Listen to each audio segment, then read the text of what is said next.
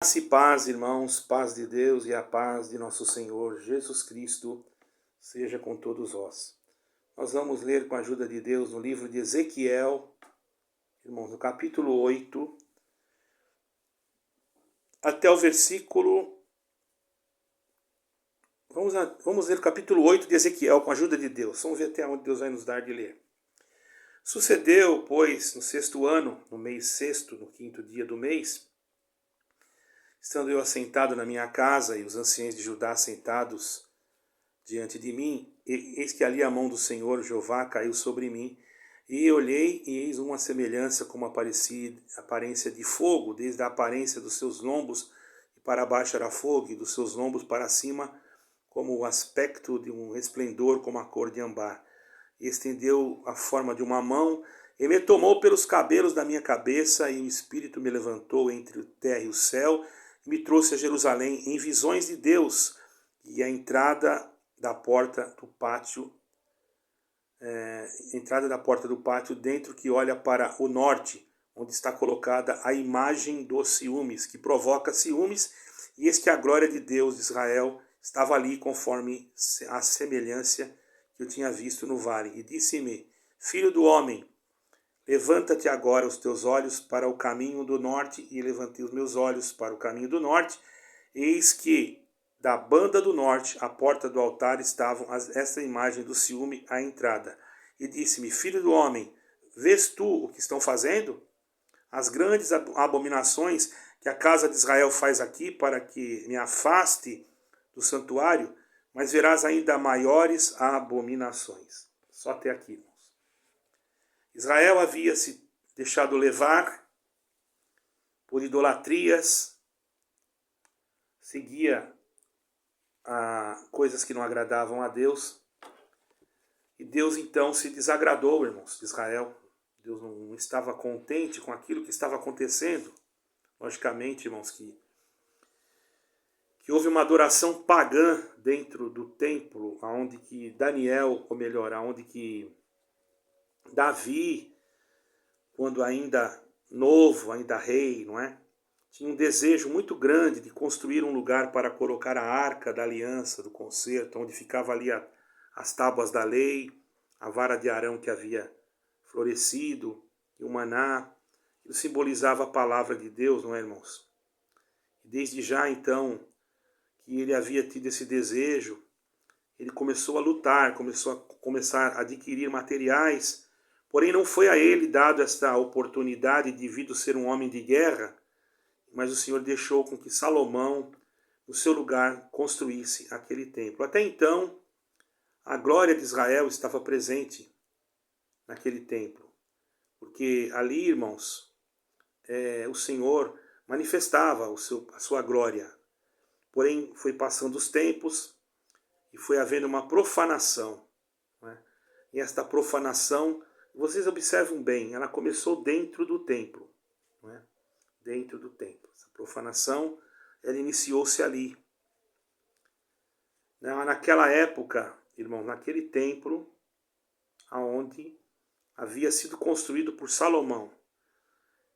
Certo, irmãos? E depois havia também sido profetizado por Jeremias, por causa da profanação, por causa do que aqueles sacerdotes estavam fazendo, porque o erro não partiu do povo, o erro começou nos sacerdotes, porque os primeiros sacerdotes eram homens de Deus, mas de repente eles começaram a tomar outros caminhos, irmão. Já mesmo na época de Salomão, já começou a aparecer coisas que não agradavam a Deus, idolatrias, foram adorados ali, irmãos, deuses estranhos, pagãos, como Aserá, Asterote e outros deuses. E Deus não se agradou disso. E Deus começou então a sentir ciúmes, porque Deus, ele tem ciúme daquilo que ele faz. As coisas de Deus são santas, irmãos. As coisas de Deus não são brincadeira. Certo é, irmãos, que Deus então já estava se usando de Jeremias em Jerusalém e se usava de Ezequiel, que estava morando ali junto ao rio Quebar, ali naquela região. Certo? Ele foi melhor.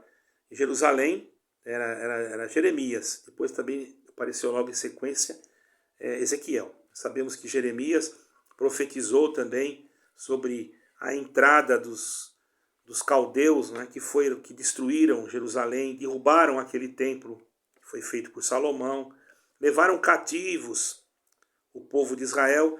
Nós temos um salmo, que é o Salmo 137, que tem uma canção, né? É uma canção aquele salmo, que fala: junto aos rios de Babilônia nos assentamos e choramos, lembramos-nos de Sião, e nos salgueiros que há no meio dela penduramos as nossas harpas, e aqueles que nos levaram cativos que pediram que nós cantássemos uma canção. Mas como cantaremos uma canção? Está escrito assim: em terras estranhas entoaremos o cântico do Senhor. Ai de ti, ó Babilônia, que vai ser assolada. Ai de ti. Aí tem mais algumas coisas, não precisa falar todo o capítulo, porque eu não estou lendo esse capítulo, mas só para que os irmãos tenham noção do sofrimento que o povo teve por desobedecer a Deus. A desobediência sempre dá, irmãos, sempre tem uma consequência. Ainda que receba o perdão, ainda que o homem receba o perdão pelo pecado, mas ele paga uma consequência. Todavia, irmãos, e essa foi a consequência. E Deus mostrou para Israel, naquele tempo, né, que por causa da abominação, por causa de adorar deuses estranhos, o Senhor, então, se indignou e provou Israel e tirou dele aquilo que ele mais amava, que era o templo, né? Que seria Deus se manifestando no templo. Porque naquele tempo Deus se manifestava no templo. Houve então o exílio na Babilônia. Se nós formos entrar em detalhes, nós vamos muito longe esse vídeo, mas você sabe que Nesaburadão, mandado por Nabucodonosor, tomou a Jerusalém, destruiu o templo, levou cativos, onde ali também separou homens como Daniel, Sadraque, Mesaque, Abidnego, enfim. Ali houve homens de Deus que ficaram trabalhando com o rei, e sucessivamente a história foi correndo conforme aquilo que havia sido profetizado. Lembrando que a profecia, ela não segue uma ordem cronológica. Tem muita gente que pensa isso. Porque se nós formos olhar, chegou o tempo de Ciro.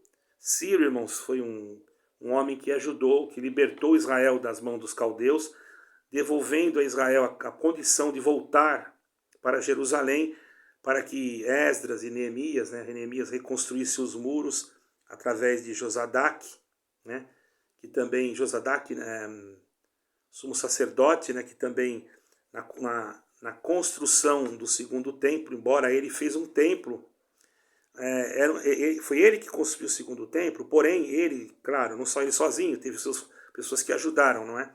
E também na reconstrução dos muros de Jerusalém.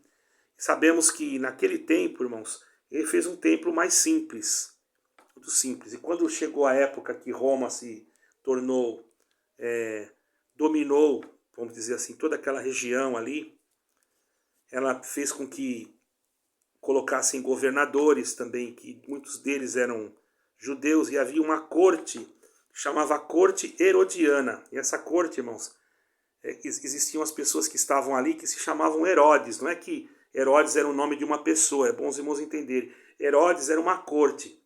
Cada pessoa que ocupava durante o período da sua vez, não é? Da sua época. Então, um dos Herodes, eu não me lembro se foi Antipas ou o Grande, não é que ele construiu o templo já estava construído por Josadaque, enfim, Zorobabel, eu não me lembro agora o nome, irmãos, fugiu da minha memória. Bom, o templo já estava construído, o segundo templo. Certo é que ele ajudou, sim, na reforma do segundo templo, melhorou o segundo templo, adornou ele com muitas preciosidades, e aquilo ficou muito bonito, muito lindo, que causava ali então uma atração, né? Até mesmo quando haviam festas judaicas, não é? Nós podemos entender que o povo subia para Jerusalém, se alegrava. Porém, não foi diferente, os sacerdotes também começaram a se contaminar, se vender. Permitiram que na frente do templo, os irmãos observam que sempre as coisas aconteceram no templo. Observem que Adão, ele era o templo de Deus, era um filho de Deus que realmente ele era a imagem e semelhança de Deus. Ele praticamente era o templo de Deus, né? E ele tombou, caiu, e Deus teve que mandar o seu unigênito Filho, nosso Senhor Jesus Cristo, para dar ao homem o direito da salvação. Então, voltando lá no templo, o Senhor Jesus Cristo apareceu naquela época do segundo templo, onde já estava muito formoso, muito reconstruído, muito bonito. Se nós olharmos em 24 de Mateus, vocês vão ler lá, que está escrito assim: tendo Jesus saído do templo, aproximaram-se dele os seus discípulos para lhe mostrarem a estrutura do templo, e eles olhando disse: mestre, vede todas estas coisas. E o Senhor olhou para aquilo e não deu muita atenção. O Senhor falou assim: olhai e vede, em verdade vos digo que não ficará aqui pedra sobre pedra que não seja derrubada. Falando já da destruição do segundo templo, certo? Que essa profecia se cumpriu no ano 70 depois de Cristo, quando o imperador de Roma enviou o general Tito, que também depois se tornou imperador em Roma, para destruir Jerusalém, e pediu que não danificasse o templo. A história diz que, se vocês forem estudar mesmo na história, você vai ver que ele pediu que não mexesse com o templo, que tinha muita preciosidade. Inclusive, irmãos, o Senhor Jesus falou que não ficaria pedra sobre pedra, e muitos não sabem que ele falou isso porque o templo, irmãos, era rejuntado com ouro. Os rejuntes da pedra do templo eram ouro. Conclusão, eles derrubaram quando o imperador não queria, mas quando foi na guerra acirrada contra os judeus, eles se esconderam dentro do templo, e os judeus se esconderam, e os romanos, com muita ira e muita fúria, desobedeceram então a ordem do imperador, entraram no templo, colocaram fogo, e não ficou uma pedra sobre outra pedra, porque eles aproveitaram o ouro que estava no rejunto, com certeza, né, irmãos? Você não vai encontrar na Bíblia, você tem que procurar na história. Por isso que eu digo que é bom a gente procurar um pouquinho de cada coisa para a gente saber o que fala, não é, irmãos? Então, irmãos, o Senhor já tinha falado com Ezequiel lá que ia acontecer, que tinha abominação no templo. Veja bem, o Senhor falou com Adão, quando ele criou Adão, Adão era um templo espiritualmente, caiu. O segundo templo, por causa do pecado, por causa da grandeza, por causa dos sacerdotes, Caifás e esses outros homens aí, perversos e cruéis, que já haviam tomado a glória de Deus para si, que já estavam tirando proveito do sacerdócio. Se vocês forem olhar na história, mesmo, vocês vão ver que Caifás e o seu parente lá, o Anás, que era parente dele, os dois eles faziam as suas tramóias, vamos dizer assim, ali com o templo, com as ofertas. Eles eram homens totalmente desmanzelados, não tinham respeito pelas coisas de Deus. Isso tudo foi demonstrado pelo próprio Senhor Jesus quando ele chegou numa das festas, encontrou, irmãos, na frente do templo vendilhões que vendiam coisas na frente do templo, irmãos, a ponto que o Senhor Jesus disse assim para eles: vós tornais a casa de meu pai em covil de ladrões e salteadores. E pegou de um chicote e derrubava as mesas dos cambistas e expulsou todos ali, né? E para cumprir a palavra, que o seu espírito, ele tinha zelo pelas coisas de Deus. E hoje, irmãos, aquele que tem zelo por aquilo que é de Deus é perseguido. Ele é, às vezes, até mal interpretado. Por quê, irmãos? Tudo aconteceu. Tem até aqueles que dizem, né, que, como o Senhor Jesus falou, não passará esta geração até que todas estas coisas aconteçam, porque realmente uma geração se contaria por 70 anos, e realmente, irmãos, dentro de 70 anos houve a invasão de Roma, em Jerusalém, que destruiu o templo, que dispersou os judeus, e muitos preteristas usam isso como dizer que o Senhor Jesus já voltou e que agora a Bíblia apenas é um livro histórico. Eu quero dizer para vocês que isso é uma heresia, porque a Bíblia, irmãos, ela fala por si própria. Ela não é obrigada a seguir cronologia. Naquela época que o templo foi destruído, não houve ressuscitamento de morto, não houve arrebatamento de igreja, e também não existia nem o livro de Apocalipse ainda, que foi escrito no ano, que foi entregue e lido no ano de 95 depois de Cristo. E o templo em Jerusalém foi destruído no ano 70. Então não tem lógica você pegar um livro do ano 95, não é? E dizer que ele que já cumpriu o que está nele, se ninguém nem tinha lido ele ainda. E o Senhor Jesus ainda tinha dito na visão: não seles as palavras desse livro, porque o tempo está próximo. Então quer dizer que quando João estava, Jerusalém já havia sido praticamente destruída, já estava praticamente, não tinha mais. Tanto é que, irmãos, depois desta época da destruição de Jerusalém, enfim, já houve ali também um crescimento, já tinha um crescimento do cristianismo, de um cristianismo que já não era mais aquele cristianismo apostólico, porque o Senhor já não estava mais no ano 70, quer dizer, já não tinha mais os apóstolos, não tinha mais os evangelhos. Praticamente os evangelhos foram encontrados depois e não existiam cópias ou melhor, originais, eram cópias de cópias, certo, irmãos? Certo é que uma coisa é certa: a palavra de Deus foi se cumprindo em etapas, que as coisas de Deus elas não são obrigadas a seguir uma cronologia.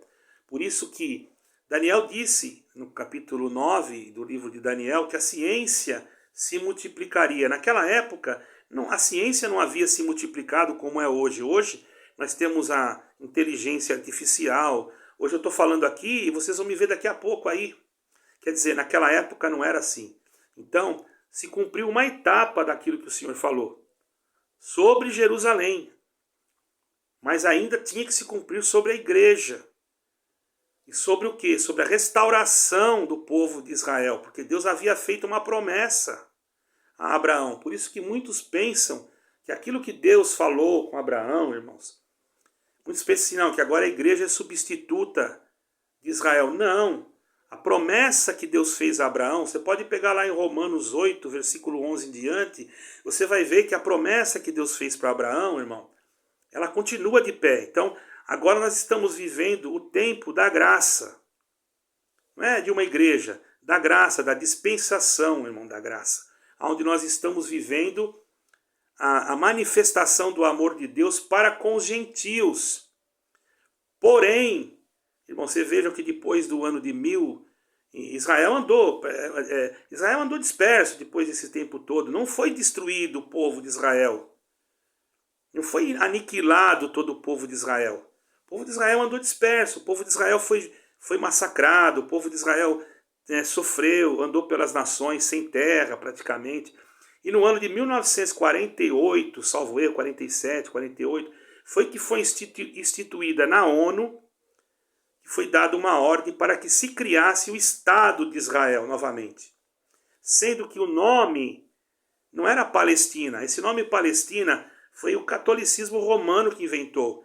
Porque Palestina, na língua que se usa, na língua que era usada, seria Filistina, ou terra dos filisteus. E não tem nada a ver com esses palestinos que estão lá, porque eles não eram filisteus. Eles vieram provavelmente de uma região remota da antiga Grécia ou daqueles lugares lá.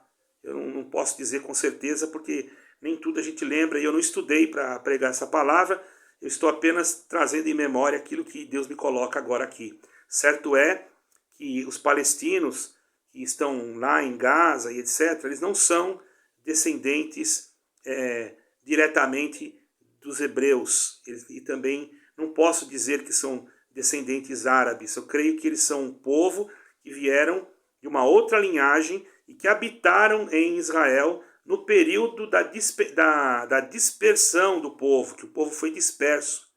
E certamente, em 1948, existiam muitos países árabes em volta, né, que não queriam a existência de Israel, como eles não querem até hoje. Certo é que Israel foi, por um voto, Minerva, quer dizer, um voto exclusivo mesmo de um brasileiro chamado Oswaldo Aranha, que Israel então voltou para a sua terra, onde cumpriu a profecia. Porque diz em Isaías, isso não cumpriu no ano 70, está escrito no livro de Isaías que eles voltariam voando para Israel. Ora, muitos vieram voando. Vocês podem perceber que esse preterismo não tem lógica, porque naquele tempo ia voar do que jeito? Não tinha avião. Mas em Isaías fala que muitos virão voando de outras terras para Sião. E aconteceu, porque vinham muitos de avião, de navio, voltando para Jerusalém, porque foi instituído o Estado de Israel novamente em 1948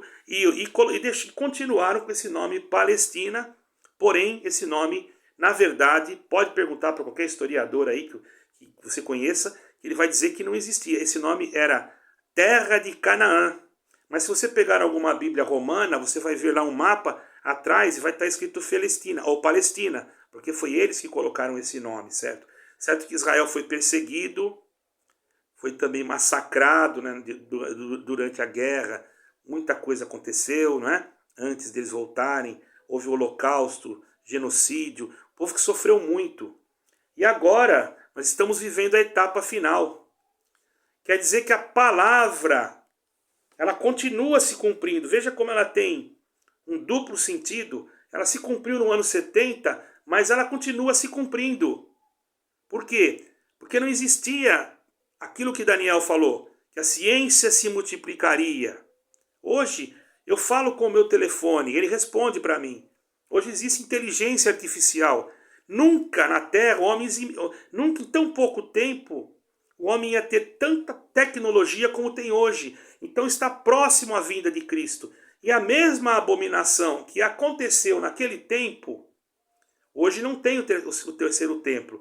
Mas para que se cumpra que o anticristo vai ter que sentar no terceiro templo, tem que haver uma paz mundial, certo? Tem que haver uma união das igrejas. Por isso que está sendo formada uma nova ordem mundial, para criar então um ecumenismo com uma religião.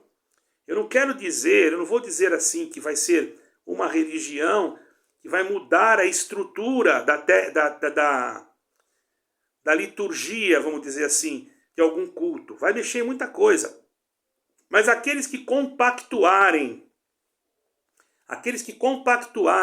com o anticristo, e que já estão dentro do esquema, do sistema maligno do anticristo, porque o anticristo, assim como ele dominou no templo, naquele tempo, já existiam, muitos foram anticristos. Nero, até podemos dizer que Nero, podemos dizer que Hitler e outros mais, mas agora virá o anticristo, a personificação do próprio Satanás, que já está criando, ou já criou, um sistema totalmente diferente para criar então uma globalização para dominar o mundo inteiro. Você está entendendo, irmão?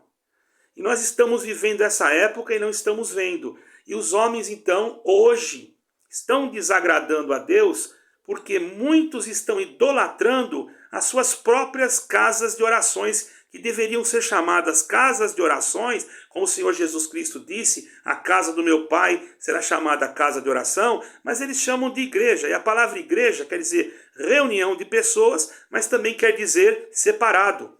Por que separado? Porque a igreja tem que ser separada do mundo. Então os homens, eles criam coisas como criaram no passado. Hoje eles idolatram os seus prédios. Hoje não se fala muito em Jesus Cristo em algumas pregações. O Senhor Jesus Cristo vai ficando de lado. O pobre, o necessitado, aquele que precisa de ser alimentado pela estrutura financeira de uma denominação, ele fica para segundo plano. O primeiro é o prédio, o primeiro é a estrutura daquilo que vai dar lucro para ele. Tem denominações que têm milhões em templos. Eu conheço uma denominação que só em patrimônio ela tem 106 bilhões, irmãos.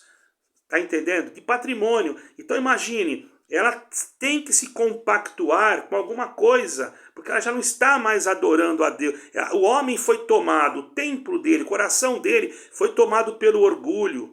Não é mais uma idolatria de pedra, mas é uma idolatria de templo.